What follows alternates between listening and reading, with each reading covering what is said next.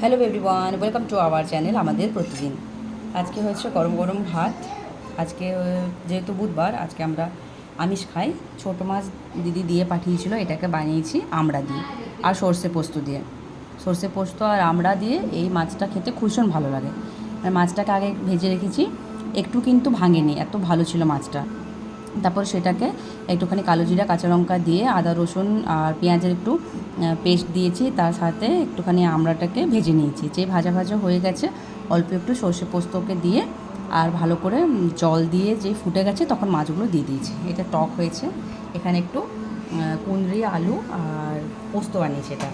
এখানে একটু চিকেন কষা আছে একদম শুকনো শুকনো করে, যেহেতু ডাল বানিয়েছি তাই জন্য ওটা ঝোল করিনি। আর এটা হচ্ছে আলু বেগুন বরবটি দিয়ে শামুক। যারা যারা শামুক বলে শামুক, অনেকে এটাকে গুগলিও বলে। তো এই হচ্ছে দুপুরের খাওয়া দাওয়া, একদম সাধারণ খাওয়া দাওয়া। আর গরম তো ভালোই আছে, যেহেতু ভাদ্র মাস, ভীষণ গরম, বৃষ্টি না হলেই গরম লাগছে। তো ভিডিওগুলো যদি ভালো লেগে থাকে লাইক কমেন্ট শেয়ার করবেন, আমাদের চ্যানেলকে সাবস্ক্রাইব করে আমাদের পাশে থাকবেন। দেখা হচ্ছে পরের ভিডিওতে, ততক্ষণে সবাইকে বাই।